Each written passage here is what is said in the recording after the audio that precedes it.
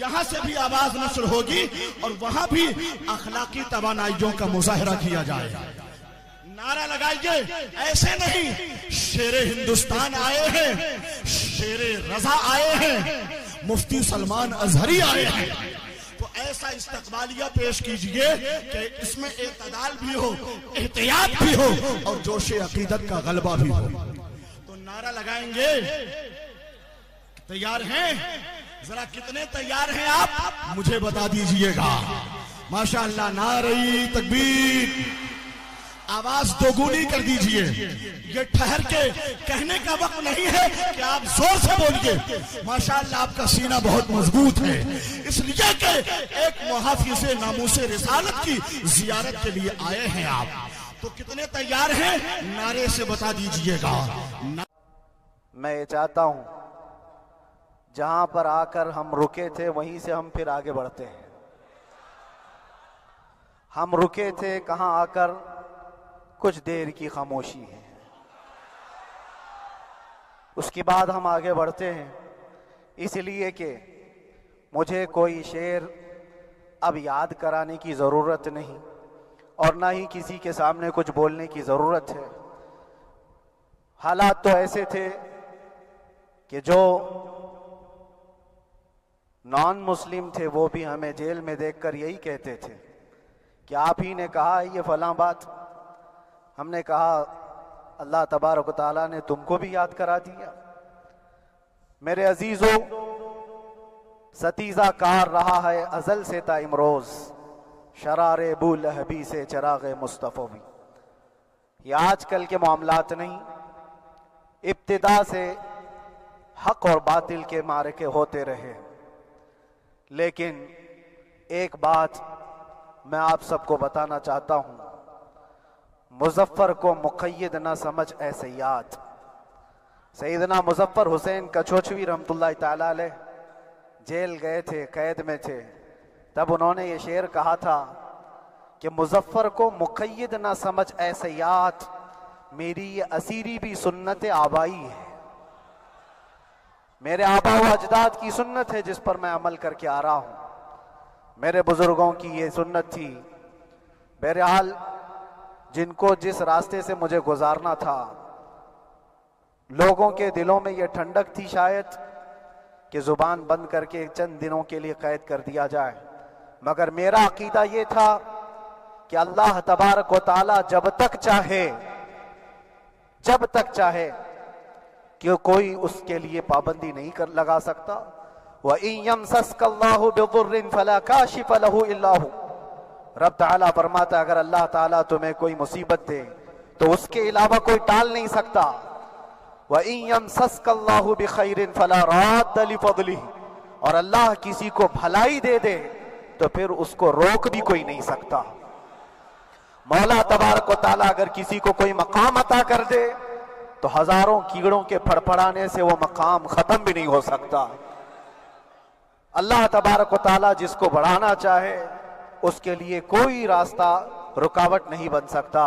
اس لیے کہ ہم نے تاریخ میں دیکھا ہے پیبند لگے کپڑے پہننے والے، پیروں میں چپل نہیں تھے، جن کے ناخن تک اکھڑ جاتے تھے، لیکن وہ جب چلتے تھے قیصر و کسریٰ بھی کانپتے تھے. جن کا ہی یہ نعرہ تھا ٹل نہ سکتے تھے جنگ میں اگر اڑ جاتے تھے، پاؤں شیروں کے بھی میدان سے اکھڑ جاتے تھے، حق سے سرکش ہوا کوئی تو بگڑ جاتے تھے. ارے تیغ کیا چیز ہے، ہم توپ سے بھی لڑ جاتے تھے.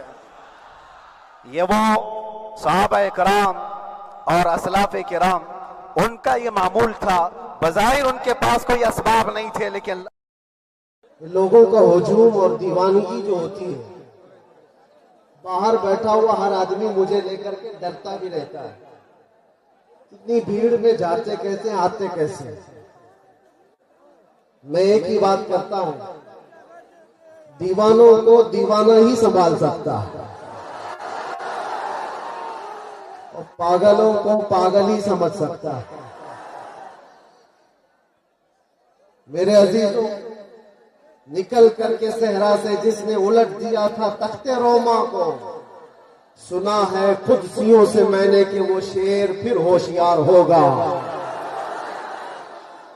سنا کہ کہ وہ شیر پھر ہوشیار ہوگا. ہمیں یوں ہی نہیں دبایا جاتا، یوں ہی نہیں پکڑا جاتا. باطل قوتوں کو ہمیشہ اس بات کا ڈر ہے کہ کسی محلے سے محمد عربی کا شعر پھر کوئی بیدار نہ ہو جائے. لیکن جب تک اللہ تعالیٰ نے ہماری زبان سلامت رکھی ہے، جہاں جہاں جائیں گے ہم ہر ایک کو بیدار کرتے جائیں گے، اور ہر قوم کو، ہماری ہر قوم کے بچے کو، ہماری قوم کے ہر بچے کو بار بار ہم یہ بتاتے جائیں گے کہ تم محمد عربی کے شیر ہو، کتے نہیں ہو. ہاں، نبی پاک صلی اللہ علیہ وسلم کے کتے ہیں، دنیا کی بوٹی اور روٹی کھانے والے کتے نہیں ہیں. ایک بات یاد رکھو، ایک مثل مشہور ہے، کوا چلا ہنس کی چال، اپنی چال بھول گیا. اسی طرح سے کچھ لوگ اپنی چال بھول جاتے. تم خیر امت ہو، قرآن نے تمہیں خیر امت کہا ہے، یہ تاج تمہارے سر پر ہے. رسول پاک صلی اللہ تعالی علیہ وسلم کی امت میں ہونے کا شرف، پچھلے انبیاء کرام اس بات کی تمنا کرتے تھے، اور اللہ تعالیٰ نے بن مانگے تمہیں اس نبی کی امت میں پیدا کیا. آج صرف اتنی بات میں کر کے جاؤں گا، نہ گھبراؤ مسلمانوں، ابھی خدا کی شان باقی ہے. ابھی اسلام زندہ ہے، ابھی قرآن. یہی شعر تو ہم نے پڑھا تھا، لوگوں کو تکلیف بھی ہوئی. کیا ہم یہ نہ کہیں کہ قرآن باقی ہے، اسلام باقی ہے؟ نہیں کہہ سکتے. ارے ہم تو اس وقت تک کہتے رہیں گے جب تک ہمارے گلے میں خرخراہٹ کی آواز باقی رہے گی. اسلام تھا، اسلام ہے، اسلام رہے گا.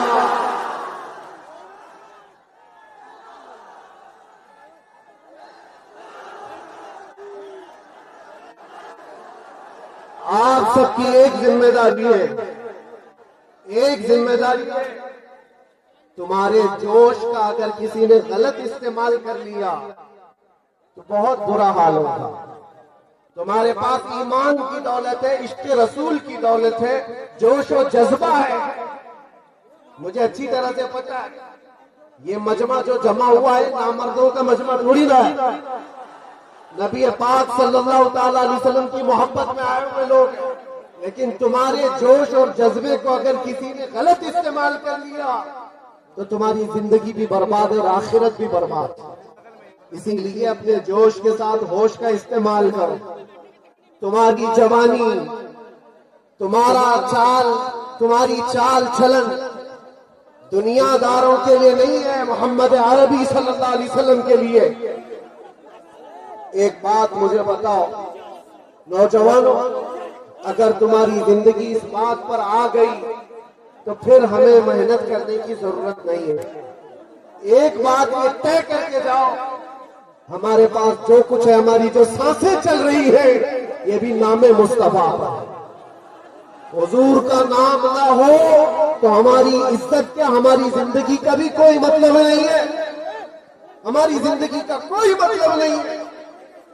وہ جو نہ ہو تو کچھ نہ ہو، وہ جو نہ تھے تو کچھ نہ تھا، اور وہ جو نہ ہو تو ہماری زندگی میں اگر نبی پاک صلی اللہ تعالی علیہ وسلم کا نام نکال دیا گیا تو چلتی پھرتی لاشیں ہیں، کوئی ویلیو نہیں، کوئی حیثیت نہیں ہوتی.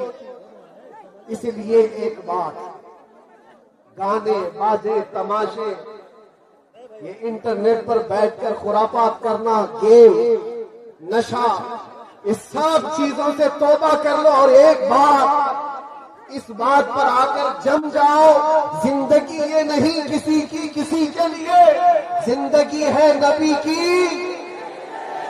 ہماری زندگی کس کے لیے ہے؟ زندگی ہے نبی کی، نبی کے لیے.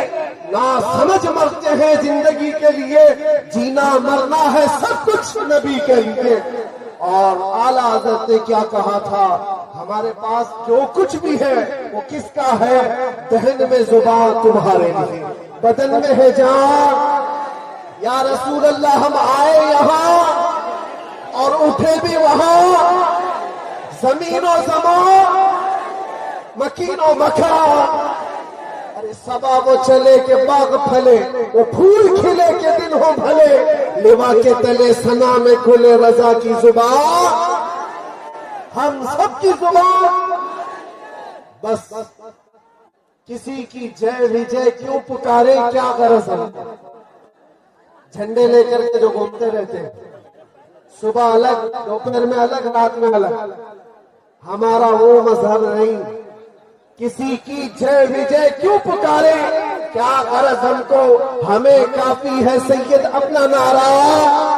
या रसूल अल्लाह, हमें काफी है सैयद अपना नारा। मेरे अजीजों, हम जिन हालात से गुजर करके आए और देखा, ये आप सबकी मोहब्बतें थी, सबकी दुआएं थी, जो रब तबारक व तआला ने मुझे मजबूत बनाए रखा था। और खौफ और डर नाम की कोई चीज कभी हमारे अंदर आई नहीं। हमने महसूस किया है दाएं 100 बाएं 100 लोग चल रहे हो, हमें उसकी फिक्र नहीं थी। हम तो सिर्फ इतना जानते थे, फख्र है इस बात पर कैदी बना उस नाम पर। लब्बैक या रसूल अल्लाह।